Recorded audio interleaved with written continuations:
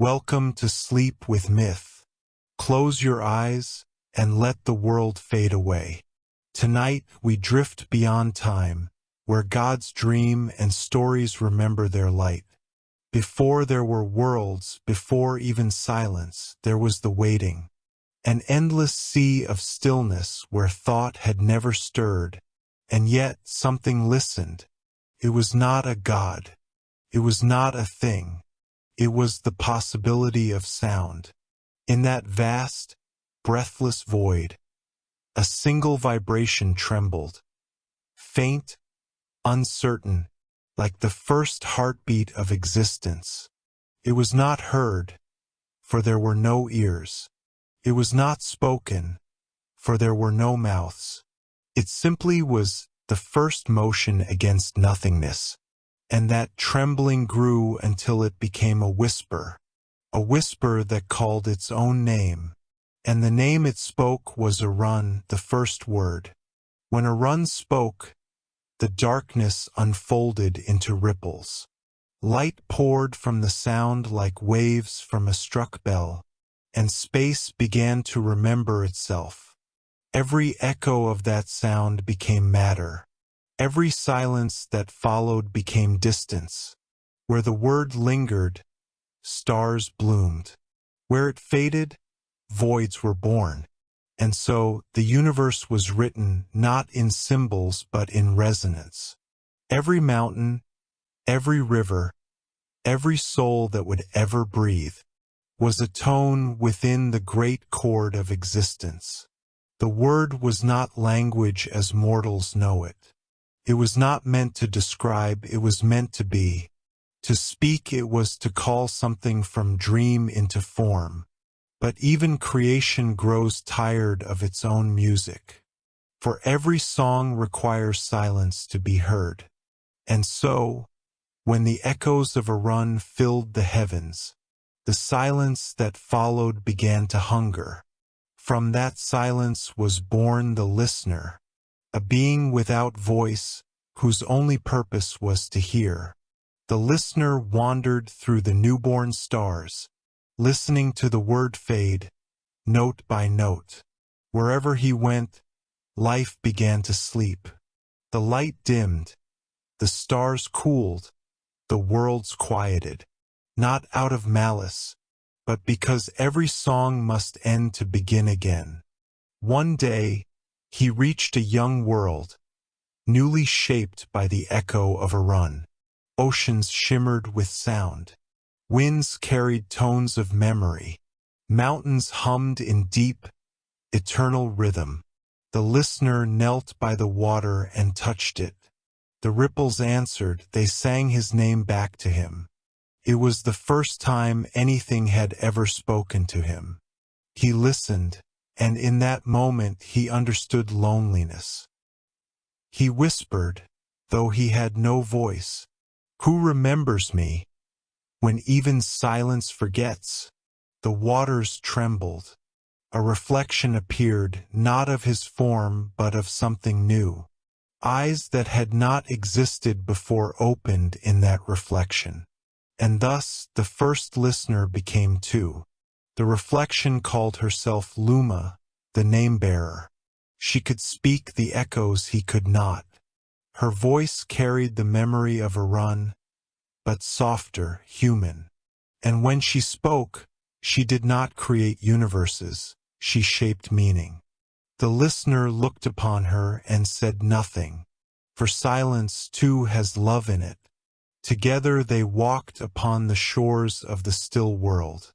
Every time Luma spoke, the world grew richer, more defined. Trees unfolded from her syllables. Wind learned to sigh her name through leaves, and the sea began to breathe in rhythm with her heart. But for every word that brought beauty, something unseen began to stir in the depths. A hunger born from the spaces between sounds. It was the echo's shadow, the absence. For even creation has a debt to pay, and soon that debt would ask to be spoken. The sea learned Luma's breath. The forests learned her pauses. The mountains remembered how to hold a name without breaking it. But deep under the tide line where day could not reach, the absence uncoiled like a sleeping current. It did not hate sound. It was the hunger around it. Where the first word, a run, had drawn edges from nothing, absence softened them. Where a name gathered a shape, absence thinned its borders until meaning could pass through like wind through reeds. Luma felt it first as a chill between syllables. When she spoke harbor, the bay held still, listening, but a rivulet of quiet ran out to sea as if something had tasted her voice and carried a piece away. "Do you hear it?" she asked the listener. He did not nod, because nodding is a kind of reply, and he had no replies, only hearing. But the air about him tightened, as if the world had taken a breath and dared not let it go. What does it want? The listener's gaze moved over the water, and in his silence Luma heard a meaning that was not speech. It wants what every echo wants, to become the sound. That night, Luma climbed the basalt stairs to a headland where the wind wrote its first alphabets in salt. She spoke the names of the constellations the way she would have spoken the names of friends. Iron, for the slow, patient arc above the south. Cav, for the wheeling scatter like sparks. Oris, for the lamp that never seemed to move, even when the world rolled under it. Each name made the stars brighten, not because they waited for titles, but because naming is a way of seeing with one's whole self. Then a shape rose between Luma and the sky, a ridge of darker dark extending from horizon to horizon, as if the night had drawn its own breath and forgotten to release it. "Who are you?" Luma asked softly, not to challenge, but to meet. The dark did not answer with words. It replied with omission. Her breath entered the shape and did not return. She stepped closer. "Are you absence?" For a moment, the ridge trembled as if surprised to have been found. Then, though it had no mouth, it answered like a tide drawing stones. "I am the space your voice does not reach." Luma lowered her head. "Do I harm you by speaking? Asterisk, you thin me, and I thicken you. Asterisk, what will you take? What every silence takes. What is extra to what is true?" The listener stood beside her then. As suddenly as if she had just turned around in a dream, she did not know she was dreaming. He looked at the dark ridge, and it looked back at him, and Luma understood that they were kin. Silence had made the listener. Silence had made this too. One learned to cradle sound. The other learned to unmake its excess. "Will you unmake us?" Luma asked. Absence rippled. "I will unmake what does not belong to your name." She closed her eyes and felt fear move inside her like cold light. If the absence was not enemy but correction, then the danger was not death but falseness. "Then teach me," she said. "Teach me how to speak without stealing from what is." The ridge sank back into the horizon and became wind. For many seasons Luma practiced the oldest art, restraint. She learned that some names are questions disguised as ownership.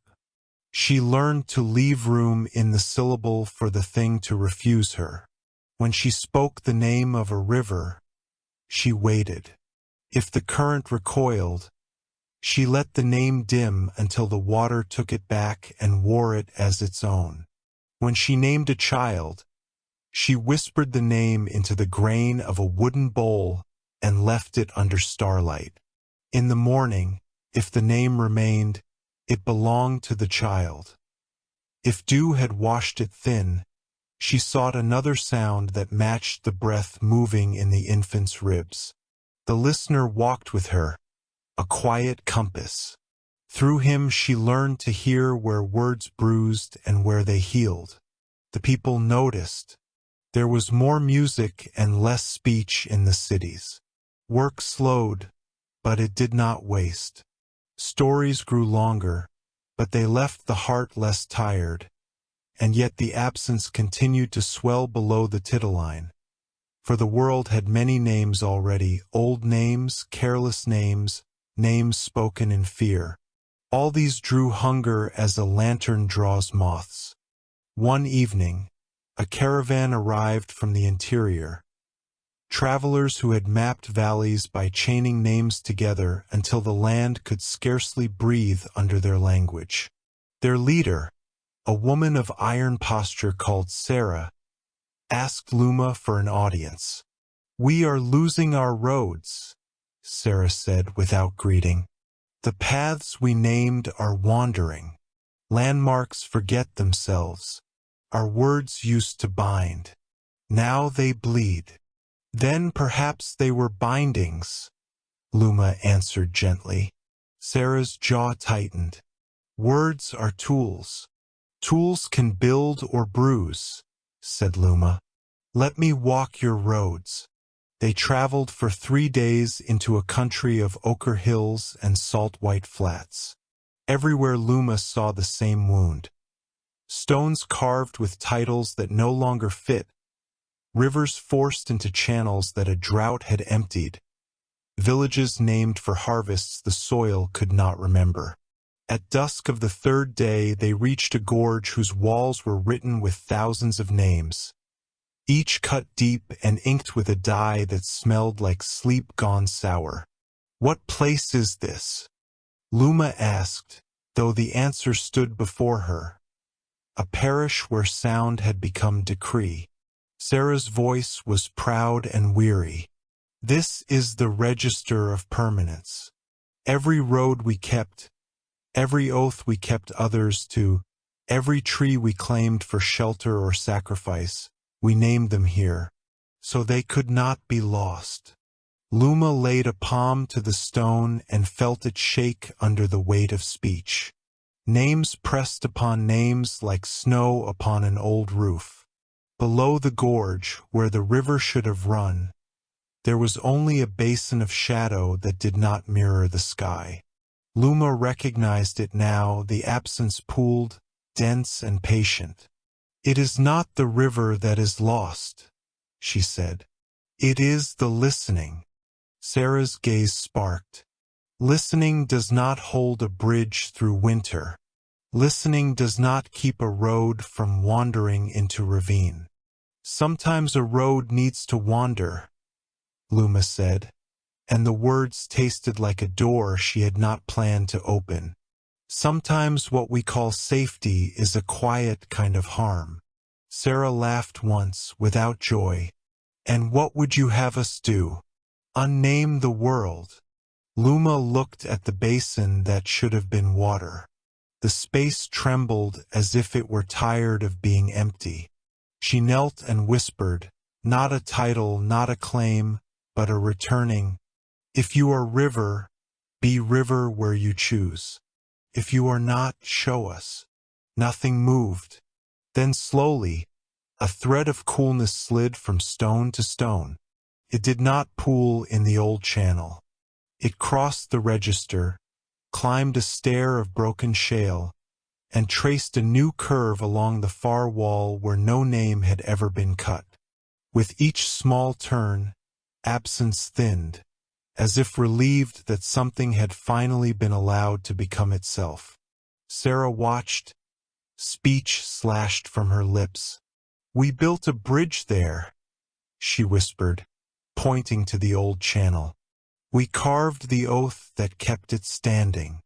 "The oath kept the bridge," Luma said. "It did not keep the river." They returned to the cities. Some called Luma a heretic, others a healer. She accepted neither name.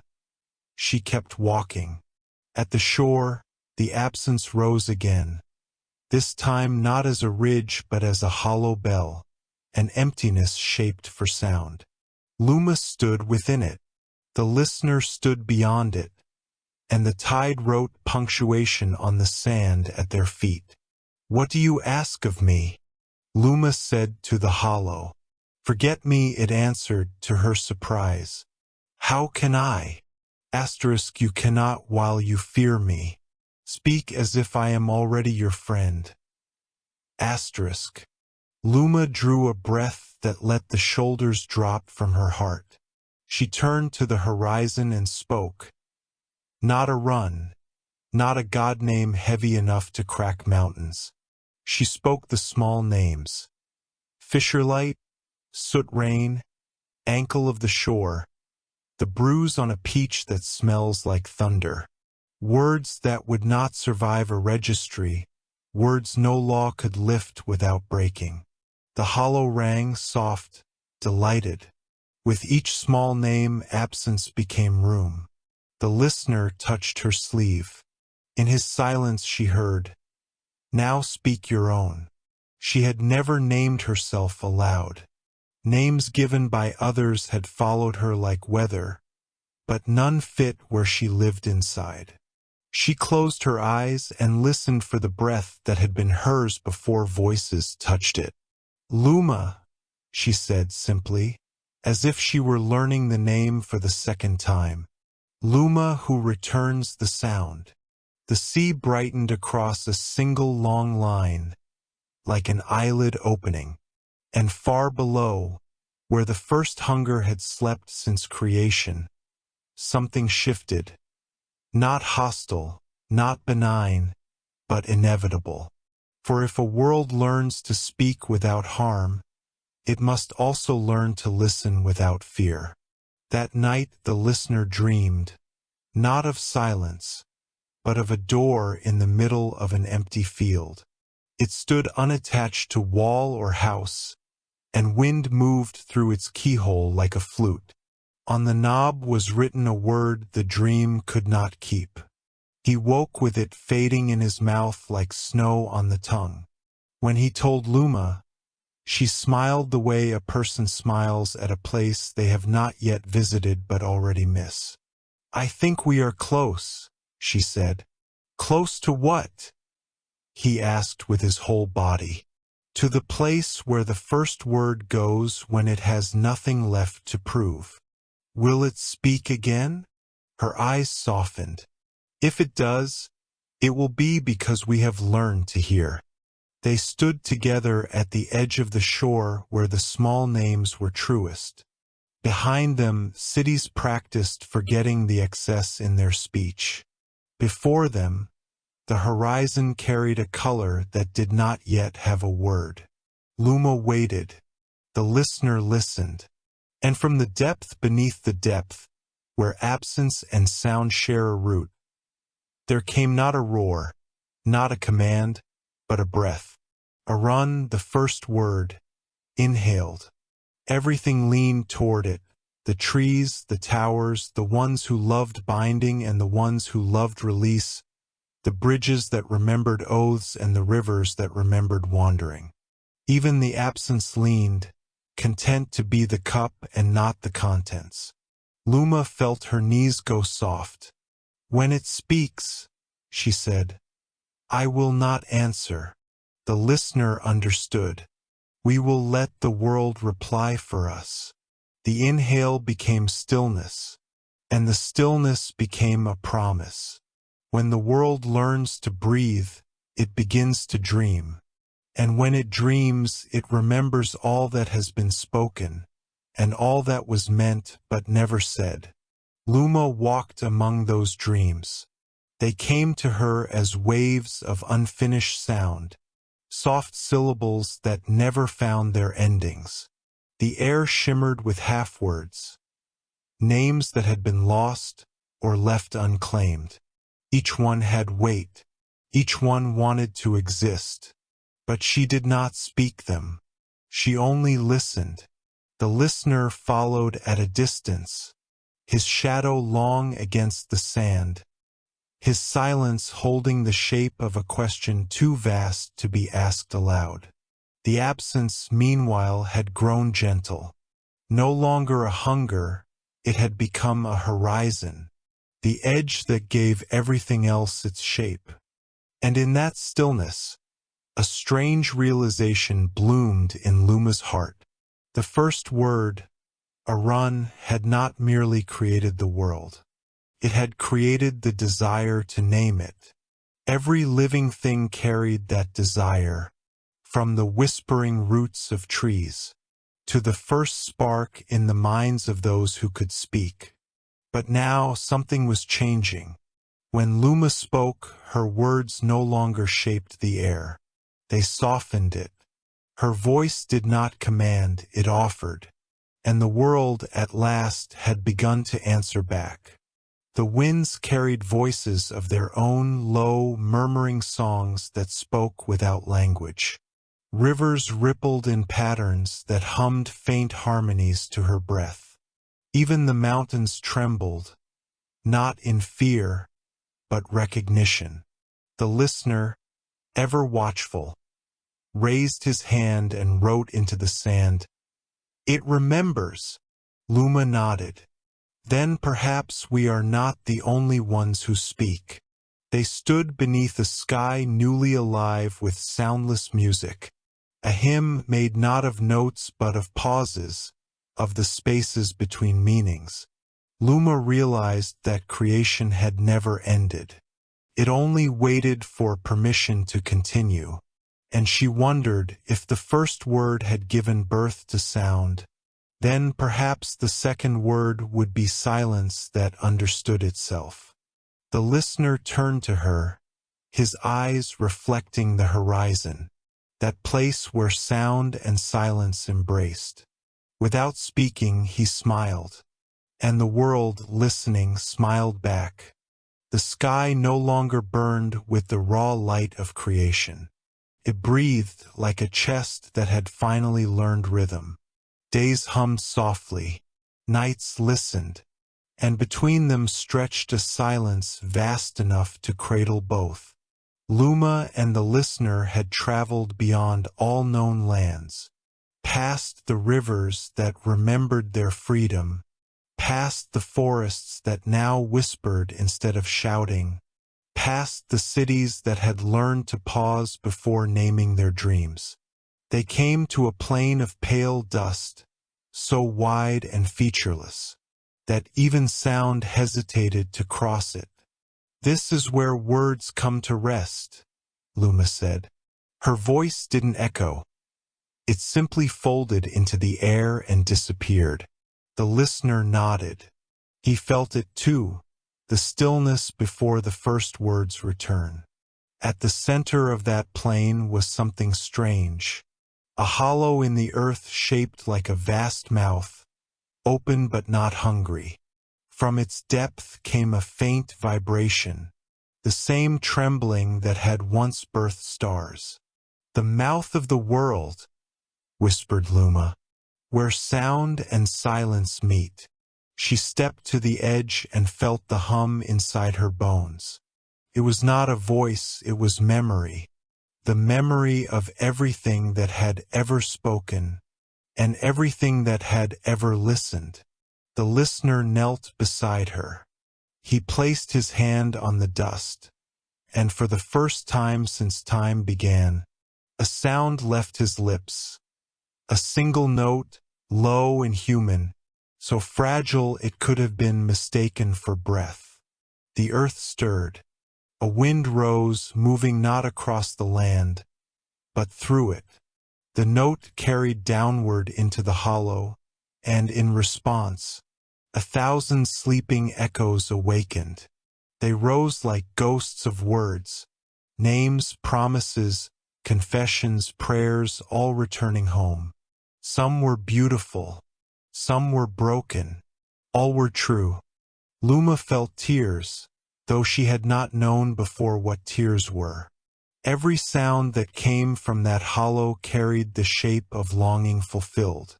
It was as if the world itself was exhaling the names it no longer needed. The listener looked to her. He did not ask, but she heard him nonetheless. "Is this the end?" "No," she said softly. It's the pause before the next word. They stood together at the rim of the world's mouth, watching light pulse in rhythm with the earth's hidden heartbeat. Above them, the stars shifted not in pattern but in purpose.